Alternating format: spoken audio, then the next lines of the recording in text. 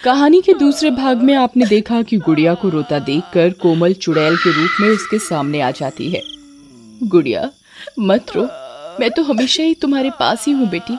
गुड़िया जैसे ही पीछे मुड़कर देखती है, पीछे चुड़ैल खड़ी होती है।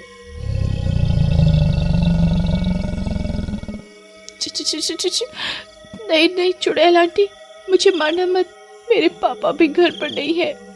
अब मैं क्या करूं? भगवान जी मेरी मदद करो उस दिन की तरह। गुड़िया बेटी डरो मत, उस दिन भी तुम्हारी मदद अदृश्य रूप में मैंने ही की थी। मैं तुम्हारी माँ हूँ, कोमल। क्या मेरी माँ? तो उस दिन मेरे सामने क्यों नहीं आई थी? मुझे लगा भगवान जी हैं जो मेरी मदद कर रहे हैं। मेरा ये डरावना रूप देखकर तुम डर ना जाओ इसलिए। और हाँ, मुझे भगवान जी ने तो शक्ति दी है कि मैं मरने के बाद भी तुम्हारी रक्षा कर सकूं। जब तक तुम्हें मेरी जरूरत हो मैं तुम्हारे साथ रहूंगी। फिर चुड़ैल कुछ पलों के लिए अपने चुड़ैल के रूप से कोमल के रूप में आ जाती है, जिसे देखकर गुड़िया बहुत खुश हो जाती है। देखो अब तो ठीक है ना, अब तो पहचानो मुझे। माँ तुम आ गई माँ। ऐसा कहकर गुड़िया कोमल के गले लग जाती है। हाँ बेटी, मैं ही हूँ तुम्हारी माँ। अब तो तुम्हें यकीन हो गया ना। फिर कोमल अपने चुड़ैल वाले रूप में आ जाती है। माँ अब तुम मुझे छोड़कर कभी मत जाना। अब मैं आपसे नहीं डरूंगी, मुझे आपसे बहुत सारी बातें करनी है। हाँ बाबा, मुझे पता है। अब बताओ मुझे, तुम क्यों रो रही थी? माँ पता है, हमारी डांस टीचर बहुत बुरे हैं। फिर गुड़िया कोमल को सारी बात बताती है। कोमल को बहुत गुस्सा आता है। कोई बात नहीं, कल मैं तुम्हारे साथ स्कूल चलूंगी। इस करण सर को मैं ऐसा डांस सिखाऊंगी। अब तुम डरो मत। क्या माँ, सच? फिर तो मजा आ जाएगा। फिर सारी रात गुड़िया चुड़ैल से बातें करती रहती है और गुड़िया चुड़ैल की गोद में ही सो जाती है। फिर अगले दिन सुबह, अरे गुड़िया बेटा, उठ जाओ, स्कूल के लिए देर हो रही है। अरे पापा, मैं तो तैयार भी हो गई कब की। क्या बात है, वाह। चलो आ जाओ, खाना खा लो अब। फिर राजू गुड़िया को खाना देता है और टेबल पर चुड़ैल भी बैठी होती है, पर राजू को नहीं दिखती। राजू गुड़िया को पराठा देता है। वाह वाह, ओहो, चलो चलो जल्दी से खा लो, मैं और लेकर आता हूँ। माँ लो, आप भी चुपके से खा लो, पापा रसोई में बना रहे हैं। चुड़ैल रोटी खा लेती है। वाह गुड़िया, तुम्हारे पापा तो बहुत अच्छा खाना बनाने लगे हैं। ऐसे तो मैं खाती जाऊंगी और वो बनाते बनाते थक जाएंगे। हाँ माँ, आप जी भर के खाओ आज। पापा और रोटी दो ना, आज बहुत अच्छा बनाया है आपने आलू का पराठा। वाह, वो भी मक्खन के साथ, मजा आ गया। क्या बात है, आज बहुत खुश लग रही हो। और इतने पराठे तो तुमने कभी नहीं खाए। बस करो, तुम्हारा पेट खराब हो जाएगा। चुड़ैल और गुड़िया हंसने लगते हैं। राजू को कुछ समझ नहीं आता। पता नहीं आज तुम्हें क्या हो गया है। चलो अब स्कूल जाओ। फिर गुड़िया और कोमल स्कूल जाते हैं। जब डांस क्लास चल रही होती है, तभी कोमल करण को अदृश्य रूप में हवा में उठा लेती है। अरे मर गया अरे छोड़ दे चुड़ैल, अरे बच्चे की जान लेगी क्या? अरे छोड़ दे, तेरा दास बेटे। अरे गाँव वालों बचाओ बचाओ बचाओ। सब बच्चे करण पर हंसने लगते हैं। अरे मर गया रे, कौन है भाई? मुझे ऊपर क्यों उठा लिया?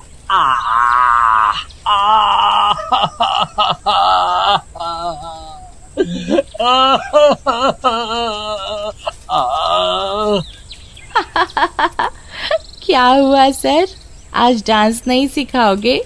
गुड़िया, ये क्या जादू है? बस ये सब मेरा जादू है, समझ लो। अब आएगा मजा। इनको तो मजा चखाना ही था। सर, अगली बार से हमें कैसे डांस सिखाओगे? दूर से बेटा, दूर से। अब तो मुझे नीचे उतार दो और जादू मत दिखाओ सबको, प्लीज जादू मत दिखाओ। ठीक है मेरे जादूगर, छोड़ दो इन्हें। फिर चुड़ैल करण को छोड़ देती है। अरे मर गया रे, मेरी कमर टूट गई रे। सब बच्चे हंसते हुए वहाँ से चले जाते हैं। ये क्या माजरा है? ये कोई जादू नहीं, भूत प्रेत का काम लगता है। पता तो लगाना ही पड़ेगा। अच्छे खासे मजे कर रहा था, छोटी छोटी लड़कियों को छेड़कर। ओहो, ओह। अच्छा, तो अब भी तू और मजे लेगा? चुड़ैल, नहीं, मुझे माफ कर दो, मुझे माफ कर दो। ऐसे नहीं, चल ये औरतों के कपड़े पहन और जाकर पूरे स्कूल के आगे लड़कियों की तरह नाच, तभी मैं तुझे छोड़ूंगी। मेरी बेटी के साथ गलत करना चाह रहा था तू, और मैं तुझे इतने सस्ते में छोड़ दूं? कभी नहीं। फिर करण औरतों की तरह के कपड़े पहनता है और सारे स्कूल और बच्चों के आगे नाचता है और गाना गाता है। के पग घुंघरू बांध मीरा नाची थी, और हम नाचे बिन घुंघरू के, बिन घुंघरू के, बिन घुंघरू के। सारे टीचर्स और बच्चे उसका मजाक उड़ाते हैं। अगले दिन करण एक बाबा के पास जाता है और उन्हें सारी बात बताता है। बेटा, तुम्हें नहीं पता कि बहुत सालों पहले गुड़िया की माँ कोमल मरकर भी अपनी बेटी की रक्षा करने चुड़ैल बनकर वापस आ गई थी, और अपने ससुर मोटा राम को जेल पहुंचाया था, और सास मोहना को जान से मार दिया था। ये घटना तो पूरे गांव में बहुत प्रसिद्ध है, सब जानते हैं। तुम्हें नहीं पता? हो सकता है कोमल वापस आ गई हो। नहीं, मैं तो कुछ साल पहले ही इस गांव में आया था, मुझे नहीं पता कि ऐसा भी कुछ हुआ था। लेकिन अगर ऐसा है तो मुझे उस चुड़ैल से बदला लेना है बाबा। आप मेरी मदद करो। उसने मेरे सारे स्कूल के आगे बहुत बेइज्जती की है। मैं आपको मुंह मांगे पैसे दूंगा।